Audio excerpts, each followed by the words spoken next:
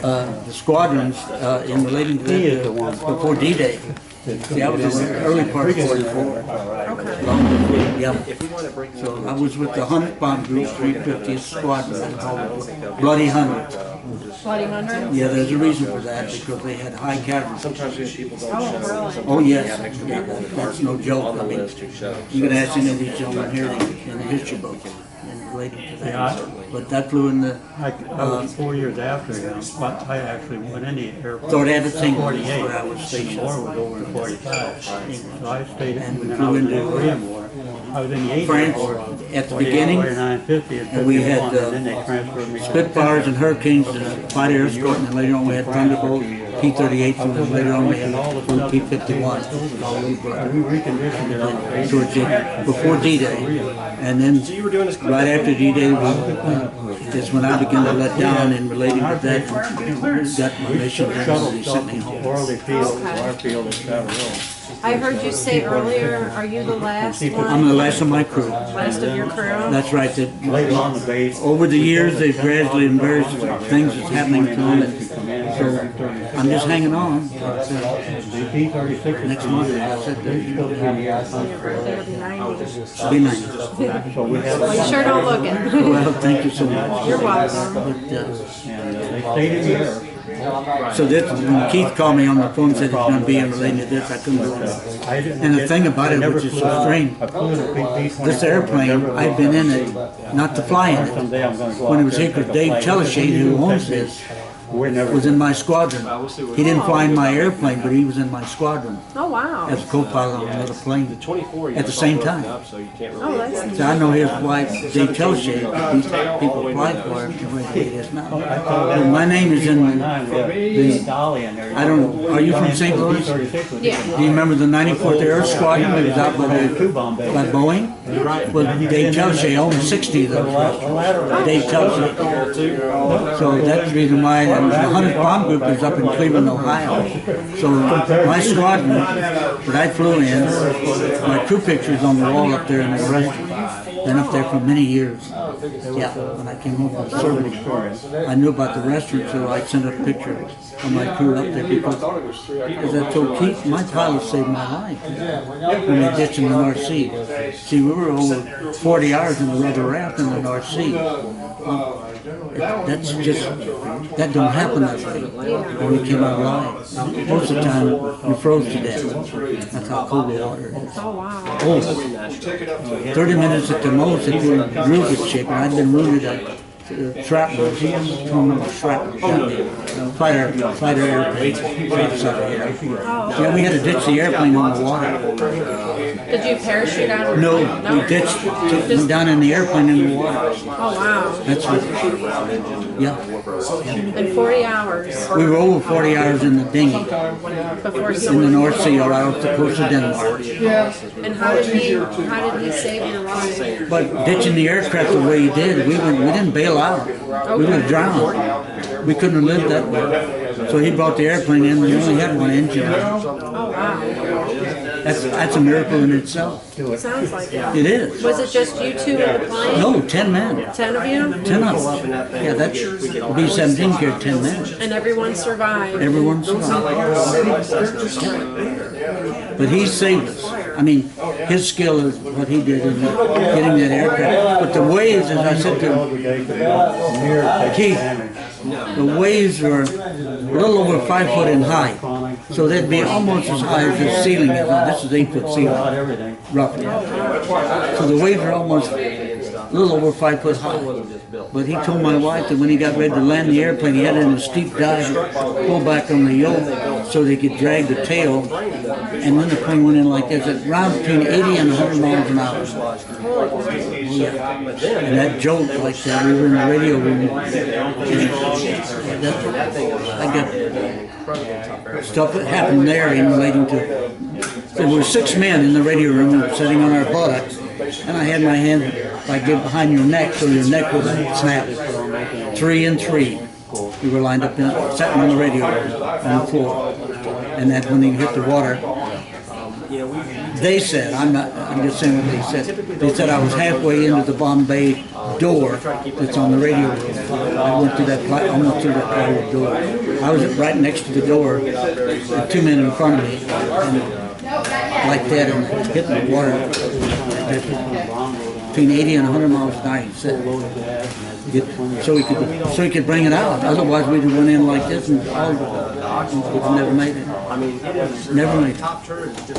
It's an amazing story. Absolutely. No, it's absolutely the truth. It's hard to believe, but that airplane, the co-pilot, I'm just going by what he had in the newspaper.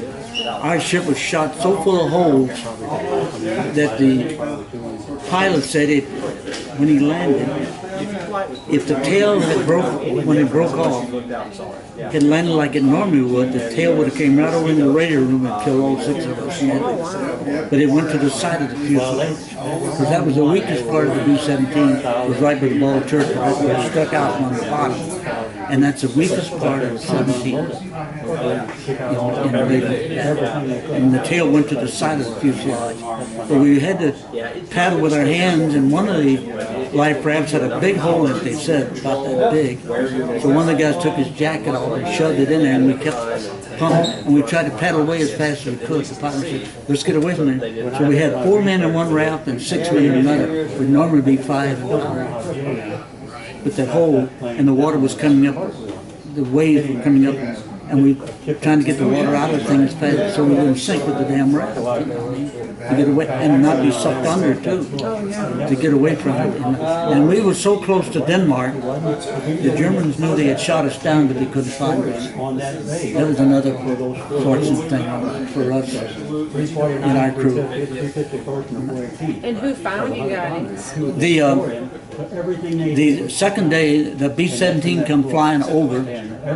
They took a fix on us. The Air Sea Rescue came out with a Lockheed bomber, had a wooden boat hanging on the bottom of it, and they dropped it to us with the parachutes. 3 parachutes in the boat landed. We got onto that and we started towards England.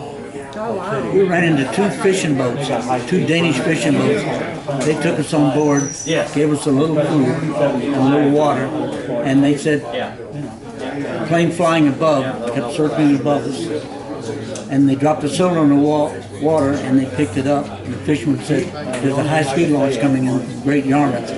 So I don't know how many hours that was. We got to take us off the fishing boat onto that, and I went to the Great Yarmouth Naval Hospital. We all did. I was in there 3 or 4 days with my wounds. And then went to a flak home, and then went from there, rested up, and then went back to flying before D-Day. See, we were flying before D-Day. Okay.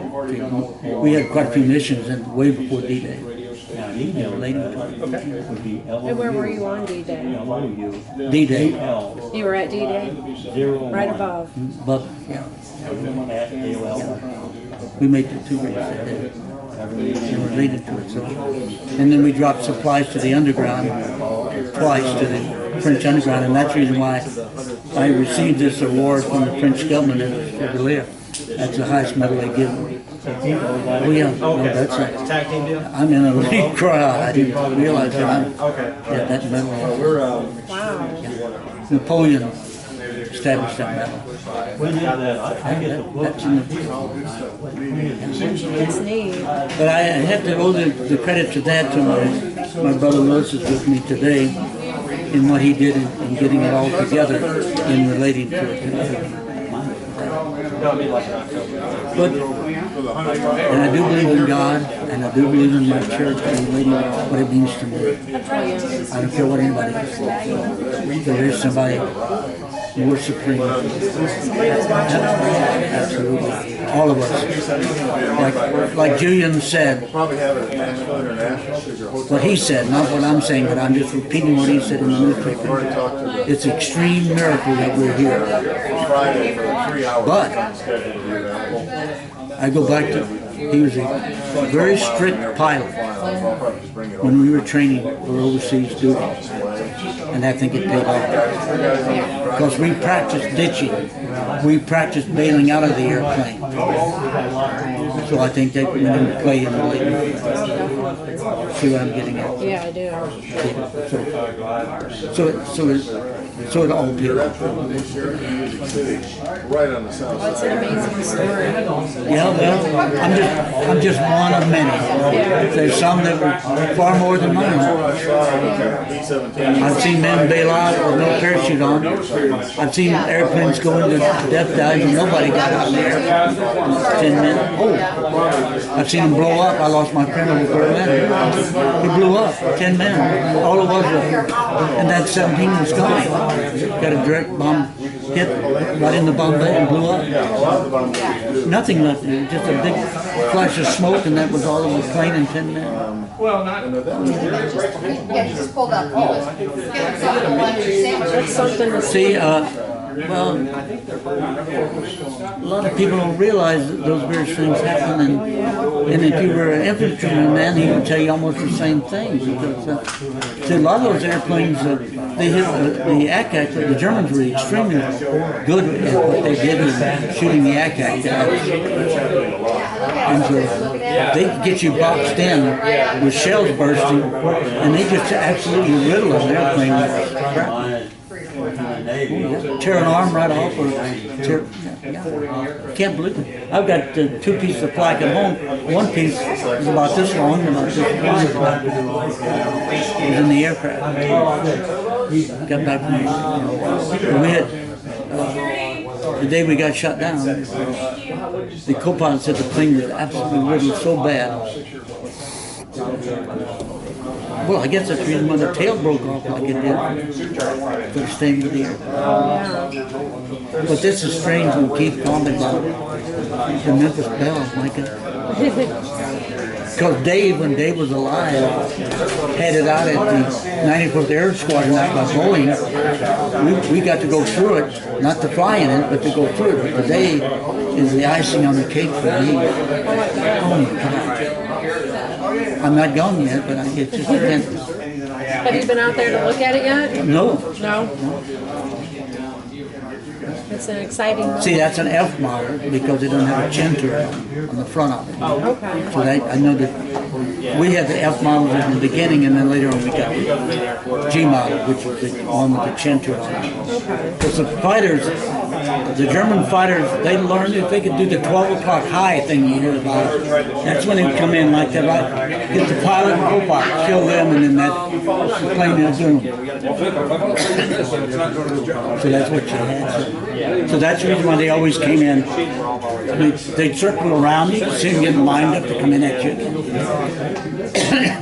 Sometimes they'd come six, like this way, or they'd come in like this, one, right after me.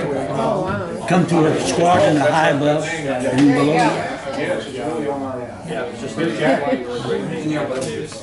They were good at it. But they were good at it. Standing out here, I think. They were really good at it. And we met when we were shot down after the war was over. We've had German pilots said, we knew we shot you down, but we couldn't find you. And we were right off the coast of Denmark. I could hear the putt-putts in the harbor, like Julian said. He said, we're not going to be prisoners of war. So guys said, we got to stick together and we got to get the hell out of here. So we were just extremely fortunate. Sounds like it. No, it's no 2 ways about it. Very few fellows that ditched in the North Sea lived. You read the history books and they'll tell you the same thing I'm telling you right now. Yeah, you froze to death. You're hypothermia. Oh, yeah. The North Sea is extremely cold. We went down May 19th, 1944. And the water, just to getting to get a little different temperature. So the water would be about, I would say about 40 or 45 degrees.